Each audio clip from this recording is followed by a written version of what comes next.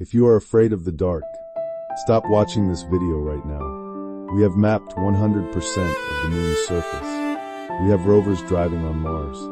But right here, on our own planet, we have explored less than 5% of our oceans. Think about that. Everything you know, coral reefs, sharks, whales, that is just the skin of the apple.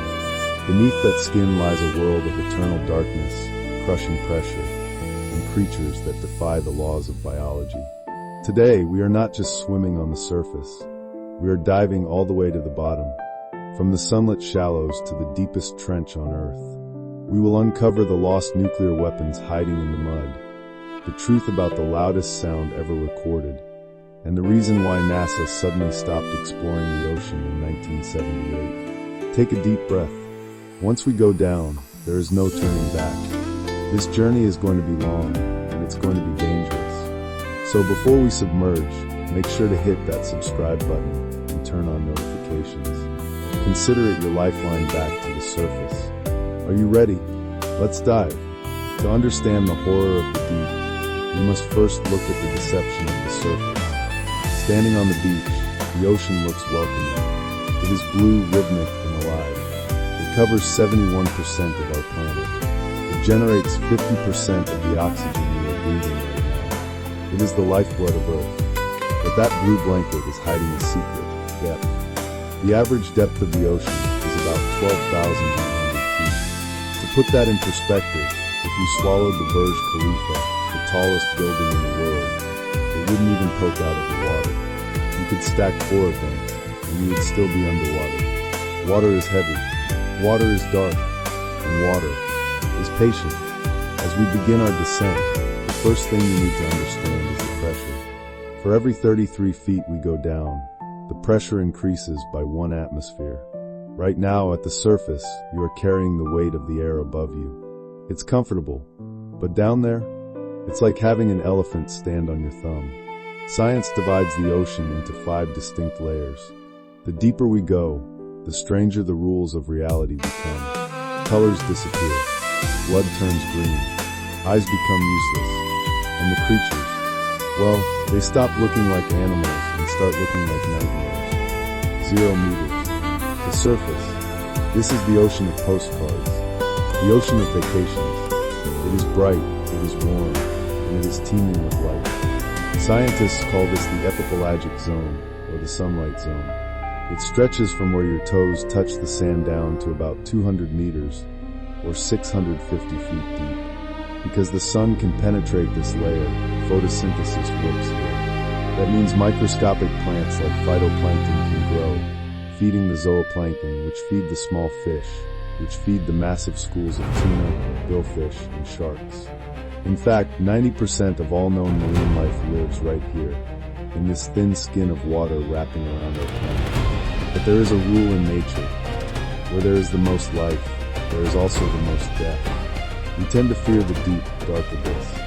We imagine monsters lurking in the midnight zone. But statistically, the deep sea is not what kills humans. The sunlight zone is the deadliest layer of the ocean for our species. And the danger doesn't always have teeth. Sometimes it's the water itself. Every year, thousands of people drown within sight of the shore. They are strong swimmers. They are in shallow water. So what happens? They meet the rip current. Imagine a river, but instead of flowing on land, it flows inside the ocean, cutting through the breaking waves and rushing back out to sea at speeds of up to 8 feet per second. That is faster than the Olympic swim. It starts silently. You are waiting waist-deep. Suddenly, the sand beneath your feet disappears. You feel a pull, gentle at first, then irresistible. Instinct screams at you to swim back to the beach. You fight. You paddle harder. You kick with everything you have, but the ocean is stronger. You are on a treadmill that is moving faster than you can run. Fatigue sets in within minutes. Lactic acid builds up in your muscles. Panic takes over your brain. You swallow water.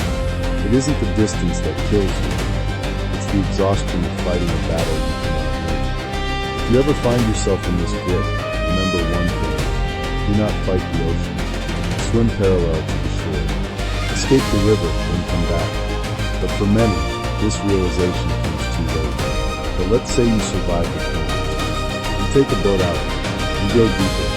The sunlight zone is beautiful, but it is also the realm of the ocean used for fishing hunters. And no story illustrates the horror of this zone better than the tragedy of the USS Indianapolis. July 30th, 1945. World War II is nearing its end. The USS Indianapolis had just completed a top-secret mission, delivering parts for the atomic bomb that would later be dropped in the ocean. She was sailing alone in the Philippine Sea. At 12:15 a.m., 2 Japanese torpedoes struck the ship. The massive vessel sank in just 12 minutes. Of the 1,195 men on board, about 300 were down in the ship.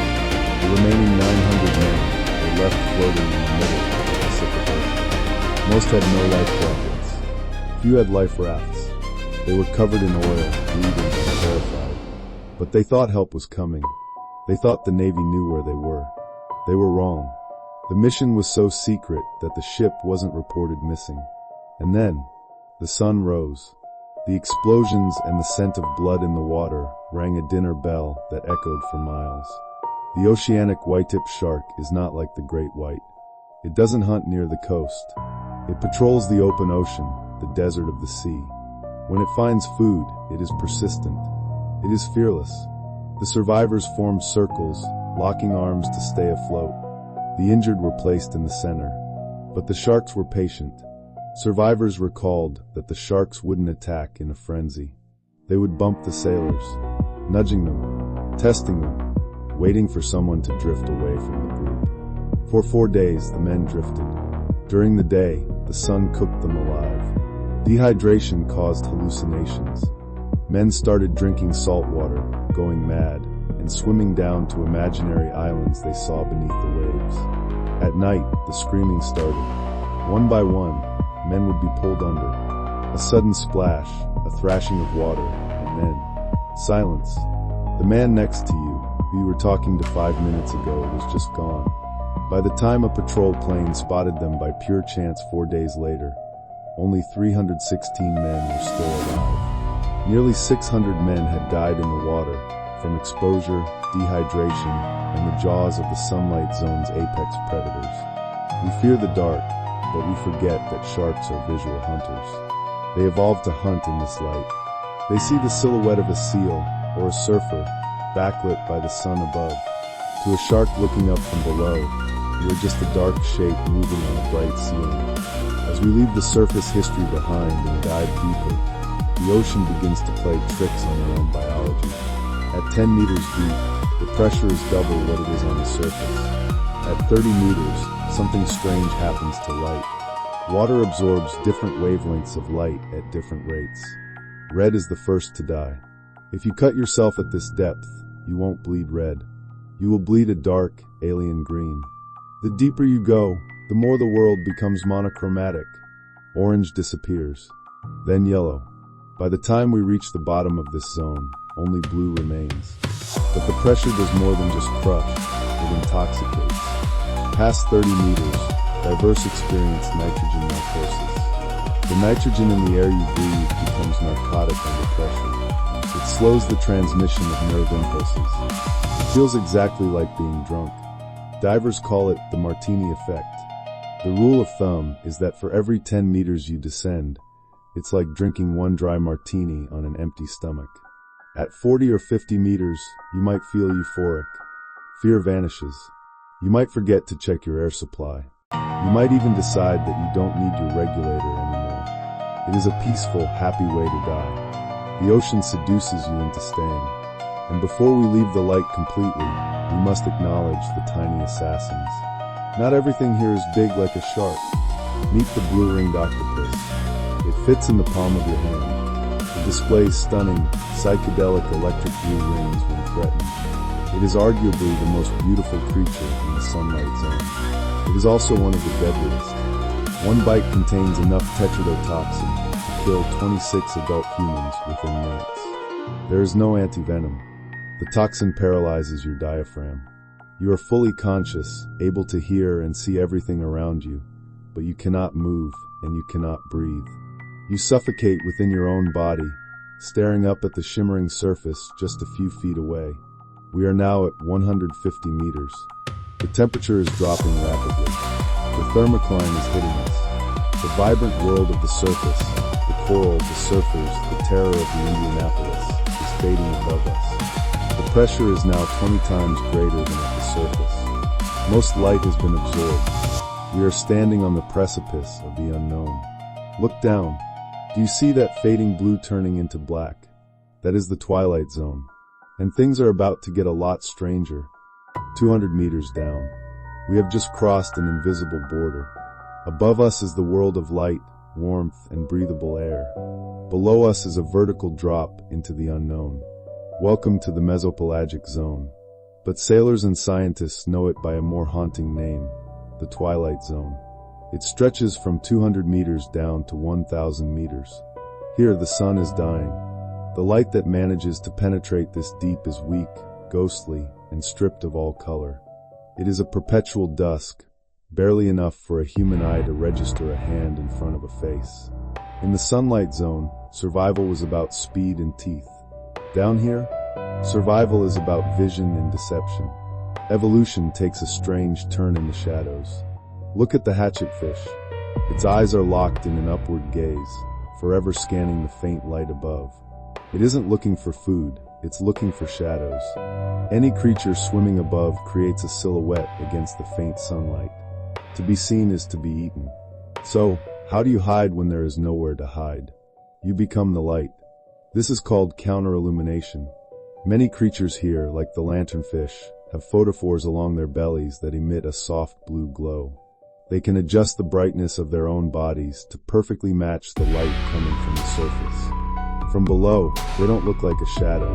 They look like water. They erase their own existence. It is the most advanced cloaking technology on Earth, and nature perfected it millions of years before humans even invented the wheel. But the Twilight Zone plays tricks on humans too. During World War II, U.S. Navy sonar operators discovered something impossible. Their instruments showed the sea floor was suddenly rising. In the middle of the deep ocean, the bottom would shift from thousands of meters deep up to just 400 meters deep during the day. And then at night, the sea floor would sink back down. They thought it was a glitch, or worse, enemy technology. It wasn't. They had discovered the deep scattering layer. It wasn't rock and sand. It was a living wall. Billions of tons of fish, krill, and jellyfish migrate vertically every single day. They hide in the crushing dark of the twilight zone while the sun is out and rise to the surface at night to feed. It is a daily migration of biomass larger than all the herds on the Serengeti combined. And for decades, we didn't even know it was happening beneath our keels. But humans didn't just observe the zone. We tried to conquer it, and the twilight zone is a graveyard for our arrogance. This depth, between 300 and 600 meters, is the operating limit for nuclear submarines. It is a game of high-stakes hide and seek. And sometimes the ocean wins. April 10, 1963. The USS Thresher, the most advanced attack submarine in the U.S. arsenal, was conducting deep-dive tests east of Cape Cod. She was designed to hunt in the dark. She was quiet, fast, and lethal. At 9:13 a.m., the support ship on the surface received a garbled transmission, experiencing minor difficulties, a positive angle, attempting to blow, then silence, then a sound that chillingly resembled air rushing into a tunnel, and finally, nothing. We need to talk about the physics of death at this depth. The Thresher sank below its crushed depth. At roughly 700 meters, the pressure is about 70 atmospheres. That's over 1,000 pounds per square. When the hull failed, it didn't slowly leak. It imploded. The water rushed in at supersonic speeds. The pressure inside the sub went from 1 atmosphere to 70 atmospheres in less than 40 milliseconds. To put that in perspective, the human brain takes about 100 milliseconds to register pain. The 129 men on board didn't drown. They didn't suffocate. They were gone before their brains even knew they were dying. They were incinerated by the heat of compressing air and crushed by the water faster than the blink of an eye. The twilight zone keeps the wreckage of the thresher to this day, scattered across the sea floor. A permanent reminder that down here, technology is fragile. But where machines fail, biology adapts. Submarines are made of steel, and they crush. But there is an animal that dives deeper, stays longer, and hunts in the darkness without any metal armor.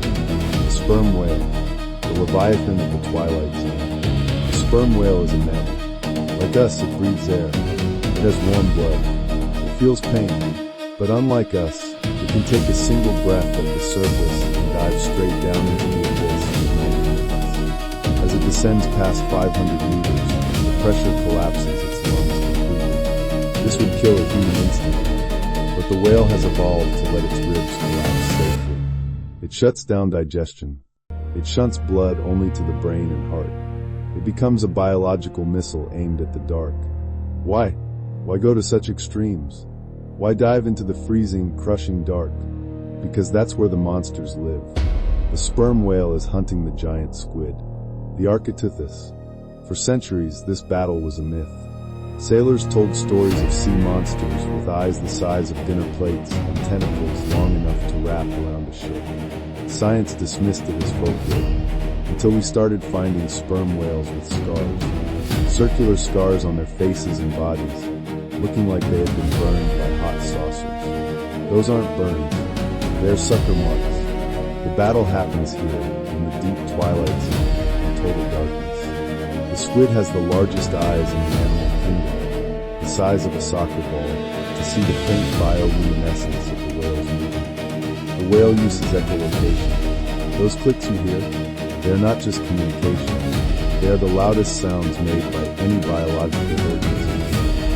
A sperm whale's click can reach 230 decibels. To give you a reference, a jet engine at takeoff is 150 decibels. This sound is so powerful that if you were swimming next to a sperm whale when it clicked, the vibration would heat up your body and you could vibrate your organs until you die. In the dark, the whale doesn't just see with sound. It uses sound as a weapon, blasting the squid with a sonic boom to stun it before the jaws clamp down. We rarely see these battles. We only see the aftermath. Pieces of giant tentacles floating to the surface, or a whale resurfacing, exhausted, scarred, but victorious. It is a clash of titans happening right now, beneath the hulls of our cruise ships, completely hidden from human eyes. We are now at 900 meters. The pressure is 90 times greater than at the surface. The temperature is hovering just above freezing. The last photon of sunlight stopped miles above us. The twilight zone is ending. For the creatures here, the faint light from above was a map, a clock, and a warning system. But where we are going next, there is no map. There is no clock. There is only the crushing weight of the water and the creatures that have lived in eternal night for millions of years. Take a breath. Check your oxygen. We are entering the midnight zone. 1,000 meters. Open your eyes. What do you see? Nothing. We have officially entered the bathypelagic zone, better known as the midnight zone.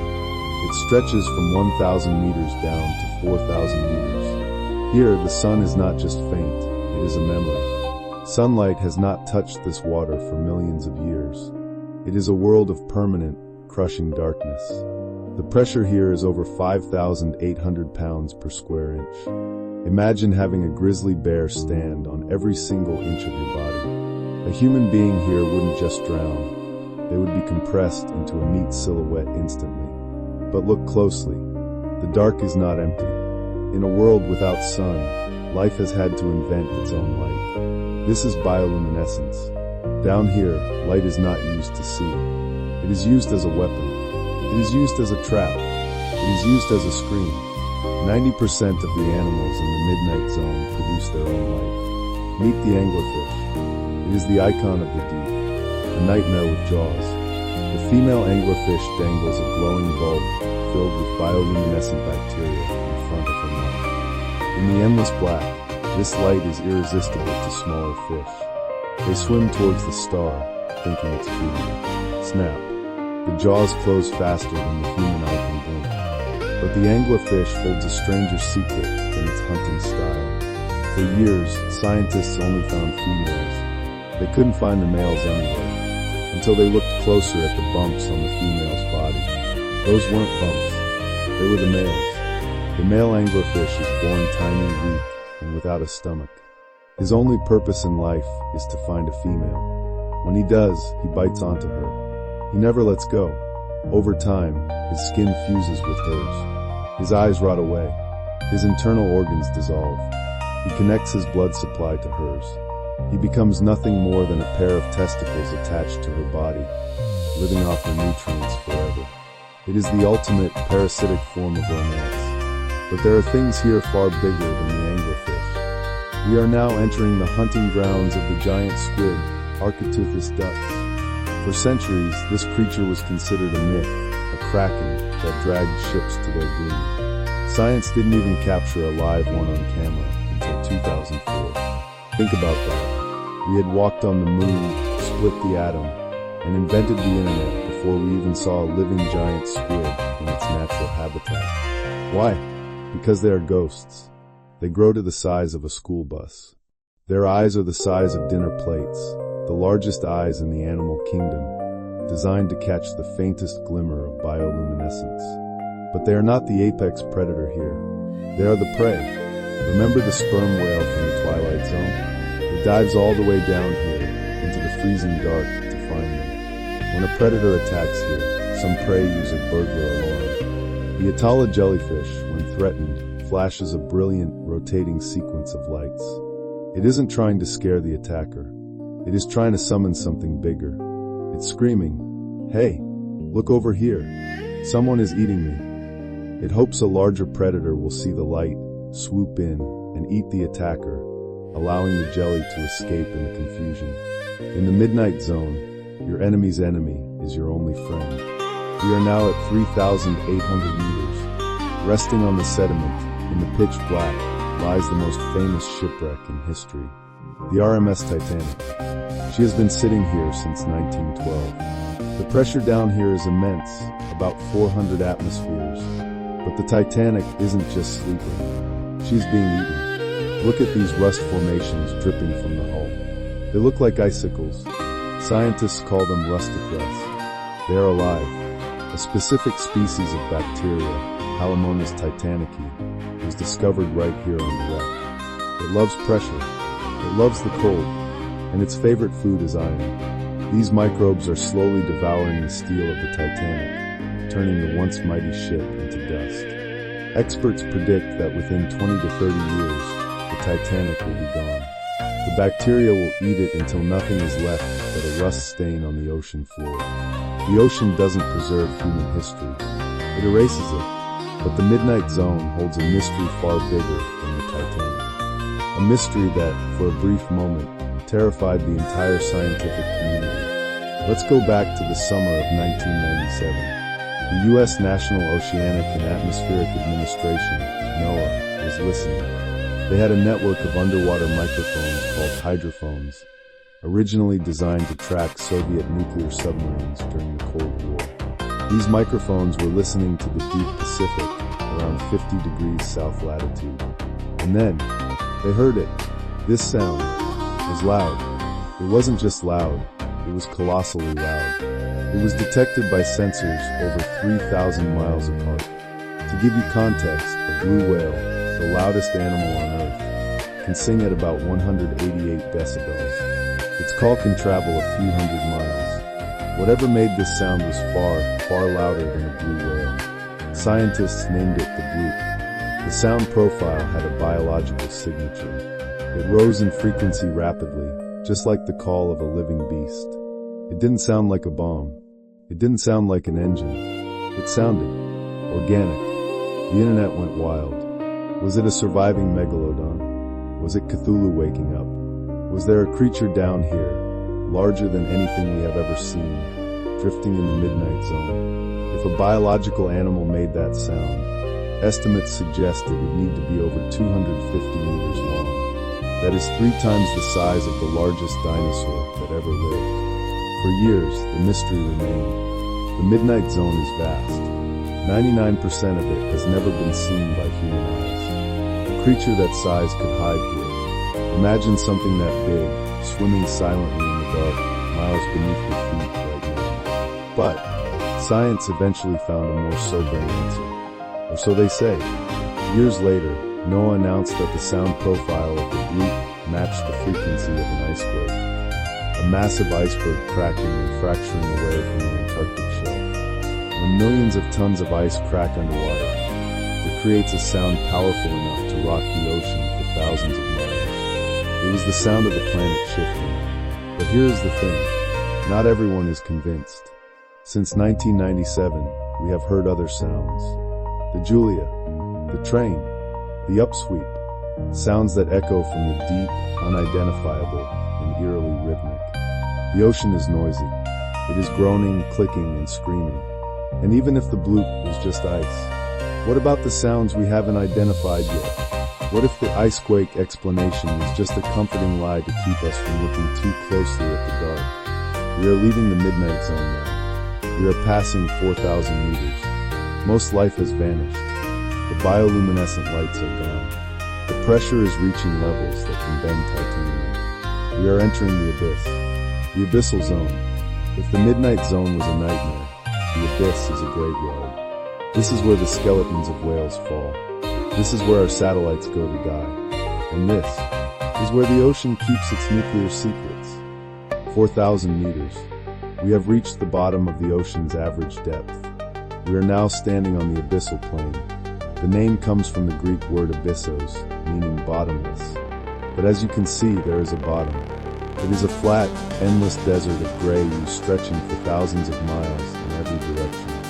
It covers 50% of the Earth's surface. Think about that. Half of our planet looks exactly like this, cold, dark, flat, and silent. The temperature is near freezing. The pressure is crushing. But the scariest thing about the abyss isn't the monsters. It is the isolation. Let me introduce you to the loneliest place on Earth. This is Point Nemo. Located in the South Pacific, it is the pole of inaccessibility, the geographic point furthest from any land. If you were floating right here, at Point Nemo, the nearest dry land would be the Dissy Island, over 2,688 kilometers, 1,670 miles away. That is further than the distance from London to Moscow. But here is a fact that will keep you awake at night. If you were stranded at Point Nemo, and you looked up, the closest humans to you wouldn't be on Earth. They would be in space. The astronauts on the International Space Station orbit just 400 kilometers above your head. You are closer to people in outer space than you are to anyone on the rest of humanity. Because Point Nemo is so isolated, humans have turned it into something else. A graveyard. Since the 1970s, space agencies like NASA have used this area as a spacecraft cemetery.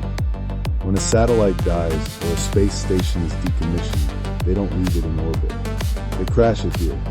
Resting in the mud around us are the twisted, burned remains of over 260 spacecraft. The massive Soviet space station near is down here. Multiple cargo ships from the European Space Agency are down here. And in 2031, the International Space Station itself will be guided to crash right here. It will be a fiery funeral. A 400-ton structure screaming through the atmosphere, breaking apart, and sinking into the eternal dark of the abyss. It is where our dreams of the stars go to drown. But space junk isn't the only thing we've dropped in the abyss. Some things down here were never meant to be lost. In the military, there is a code word, broken arrow.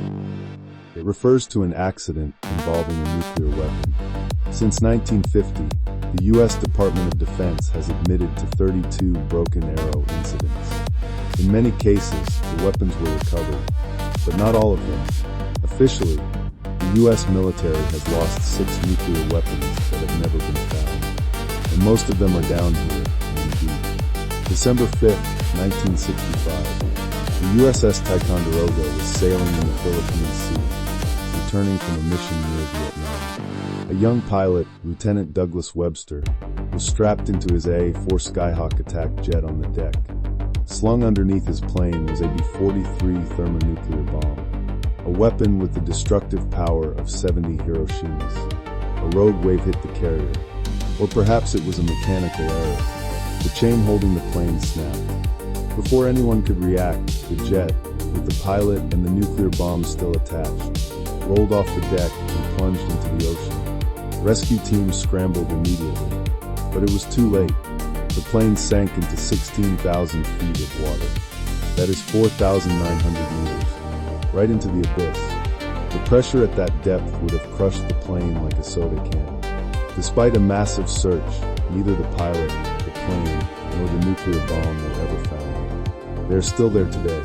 Somewhere in the mud, a rusting metal casing is holding a nuclear warhead. Is it leaking plutonium into the deep currents? We don't know, and that's just one bomb. In 1968, the Soviet submarine K-129 sank in the Pacific with 3 nuclear missiles on board. In 1989, the Soviet nuclear submarine Komsomolets sank in the Norwegian Sea. It is still there, leaking radiation, with 2 nuclear-tipped torpedoes rotting in the tubes. The abyssal plain is not just a desert, it is a nuclear minefield. We treat the ocean like a rug that we can sweep our darkest secrets under. We drop our trash, our failed satellites, and our deadliest weapons into the dark, hoping that if we can't see them, they don't exist. But down here, nothing disappears. It just waits. Life here exists in spite of us. Look at the tripod fish. It has evolved long, stilt-like fins that allow it to stand on the mud, facing the current, waiting for tiny particles of food to drift by. It is blind. It is patient. It doesn't know that a nuclear bomb might be sitting a mile away, or the faceless cuskeel, a fish with no visible eyes, no face, just a mouth. It was rediscovered recently after not being seen for a century. These creatures live in a slow-motion world. Their metabolism is so slow that they can go months, maybe years, without eating.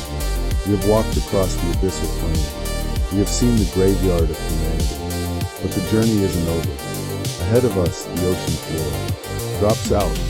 We are approaching a trench, a scar in the Earth's crust where tectonic plates collide. We are about to leave the abyss and enter the Hadal Zone, named after Hades, the Greek god of the underworld. Less than 30 people have ever been to where we are going next. More people have walked on the moon and have visited the bottom of the Mariana Trench. Prepare yourself. The pressure is about to double. 6,000 meters. We have reached the edge of the cliff. We are leaving the ocean floor and dropping into the scars of the planet. Welcome to the Hadal Zone. The name comes from Hades, the Greek god of the underworld. And it fits. This zone exists only inside deep ocean trenches, the Mariana, the Puerto Rico, the Tonga. These are narrow, crushing valleys created where one tectonic plate is being forced underneath another. If you fell in here, you wouldn't just be sinking. You would be entering a hydraulic press the size of a continent. We are heading to the deepest of them all, the Mariana Trench. Specifically, a small depression at the very bottom called the Challenger Deep. The depth here is nearly 11,000 meters. That is 36,000 feet. Let me put that into perspective. If you cut Mount Everest off at its base and dropped it into this trench, the peak would still be more than a mile underwater. The pressure here is 1,000 times greater than at sea level. Imagine having an elephant stand on your head. Now imagine 50 jumbo jets stacked on top of a person. That is the weight pressing against our hull right now. One crack, one microscopic flaw in the glass, and we would be vaporized in a fraction of a second. The air inside our lungs would ignite from the sheer speed of the compression. Because of this hostility, this is the most exclusive club on Earth. Thousands of people have climbed Everest. Over 600 people have been to space. But to the very bottom of the Challenger Deep, only a handful of humans have ever descended this far and returned alive. Jacques Picard and Don Walsh did it in 1960 in a primitive bath escape that cracked on the way down. They stayed for 20 minutes, saw sediment, and left. James Cameron, the director of Titanic, went down alone in 2012. He described it as looming and desolate. It is a place of absolute solitude. At 8,000 meters, fish should not exist. Biologists call this the theoretical limit. The pressure is so intense that proteins in a normal fish's body would warp and stop functioning. Their cells would collapse. And yet, look, This is the Mariana snailfish. Found at 8,178 meters, it is the deepest fish ever filmed. It doesn't look like a monster. It doesn't have giant teeth or armored clothing. It looks fragile. Its skin is transparent. You can see its liver through its side.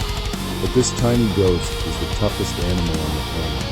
It has evolved a special chemical in its body, TMAO, trimethylamine N oxide, that acts as a stabilizer, preventing its cells from being crushed by the pressure.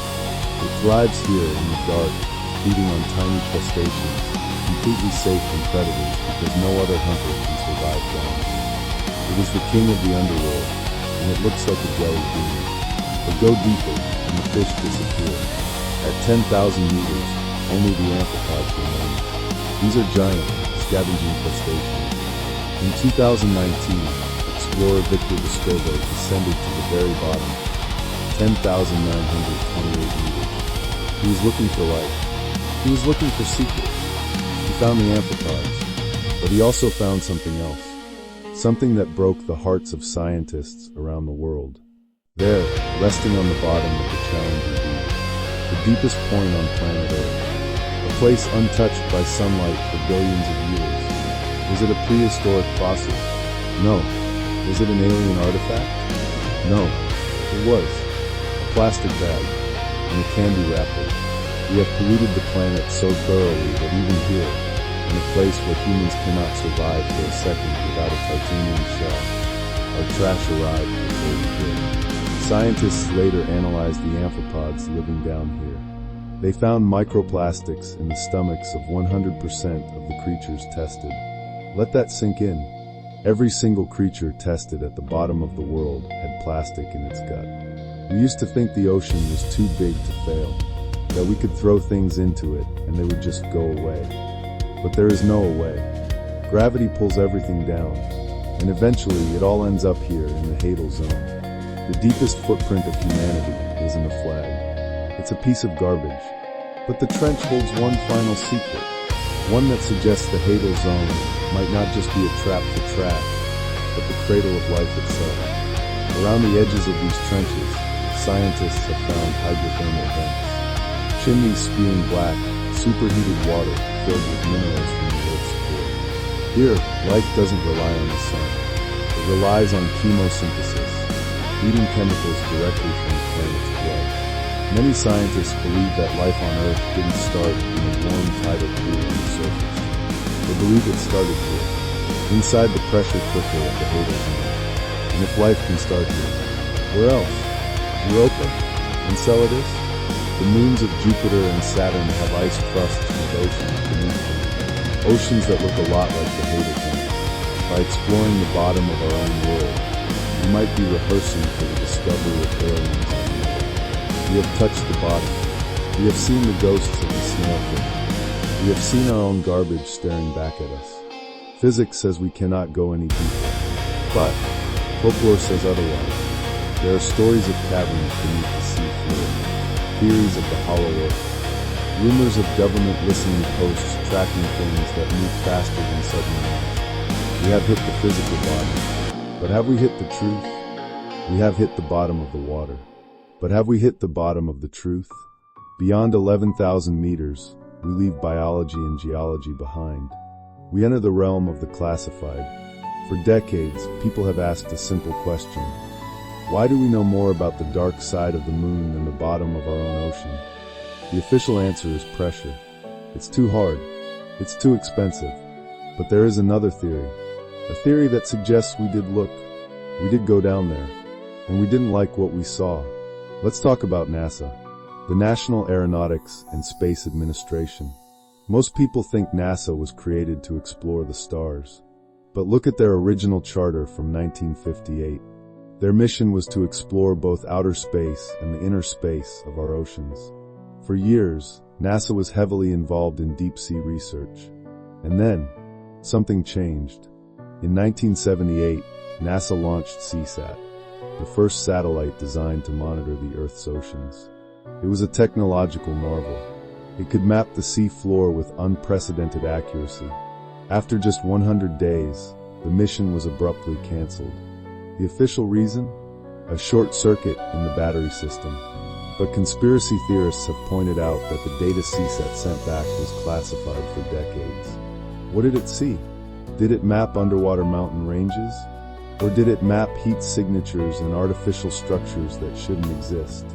Almost immediately after, NASA shifted its focus entirely upward.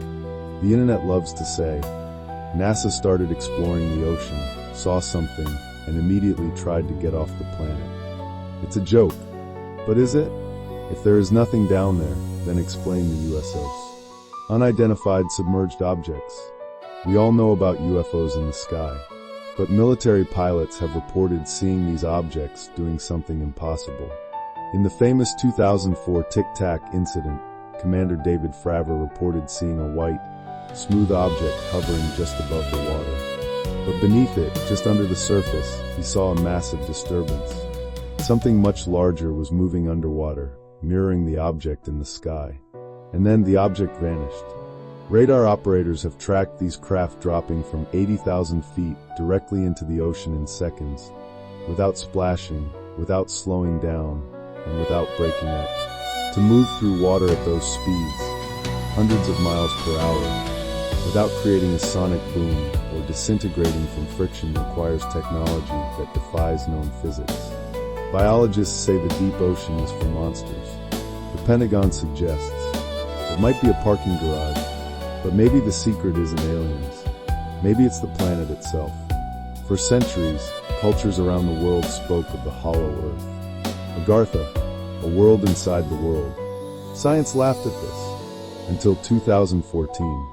Scientists discovered a mineral called ringwoodite deep in the Earth's mantle, about 400 miles underground. Here is the crazy part. Ringwoodite acts like a sponge. It traps water. Calculations suggest that inside the hot rocks of the mantle, there is a reservoir of water that is 3 times larger than all the surface oceans combined. Think about that. The Pacific Ocean might just be a puddle. The real ocean is inside the rock, hundreds of miles beneath the sea floor. Is it inhabited? Is there a biosphere down there that has never seen the sun, never felt the cold, and has been evolving separately from us for 4 billion years? We don't know. And maybe we aren't meant to know. We are back. Take a breath. Feel the sun on your face. The ocean looks calm again. Just a flat, blue mirror reflecting the sky. But you will never look at it the same way again. We stand on the beach and look at the horizon, dreaming of Mars, dreaming of Europa, dreaming of finding life in the stars. But the truth is, we are living on top of the greatest mystery in the universe. We have mapped the surface of the moon, but we have thrown our trash into trenches we haven't even named. We hunt for aliens light years away, while something massive might be swimming beneath our feet right now, listening to our submarines, watching our cables, and waiting in the dark. They say we know more about space than the ocean. Maybe that's not a failure of science. Maybe that's a warning. Maybe the reason we look up at the stars is because we are too afraid to look down. So, I have one question for you. If you had a one-way ticket, where would you choose to go? To the colony on Mars? Or to a base at the bottom of the Mariana Trench? Let me know in the comments below. I'll be reading the best theories. Thanks for diving with us. Don't forget to subscribe. And stay dry. We are back. Take a deep breath. Fill your lungs with air. Feel the sun on your face. It feels different now, doesn't it? We have traveled 11,000 meters together. We have journeyed from the deceptive safety of the beach to the crushing reality of the Challenger Deep. And standing here, looking at this flat, blue horizon, you realize something terrifying and beautiful. We don't own this planet. We are just guests living on its dry peaks. At the beginning of this journey, I asked you if you were afraid of the dark. But now we know that the dark isn't empty. It is a museum of human history, holding the Titanic and our lost submarines in a cold, metallic embrace. It is a gallery of evolution, where life glows, shifts, and survives in conditions that would crush us in milliseconds. And sadly, it is a mirror of our own nature. We saw our ambition in the Challenger Deep, but we also saw our carelessness in the plastic resting at the bottom of the world. We spend billions of dollars pointing telescopes at the sky, searching for aliens, searching for Plan B. We are obsessed with leaving Earth. But perhaps we should be looking down, because the most alien world in the universe isn't light years away. It is right here. It is beneath the waves. The ocean is the subconscious of our planet. It is deep, it is volatile, and it keeps its secrets well. We have mapped the surface of Mars better than our own ocean floor. Why? Maybe it's because looking at the stars makes us feel big, like conquerors. But looking into the abyss, that makes us feel small. And humans hate feeling small. Arthur C. Clarke once said, "How inappropriate to call this planet Earth when it is clearly ocean." He was right.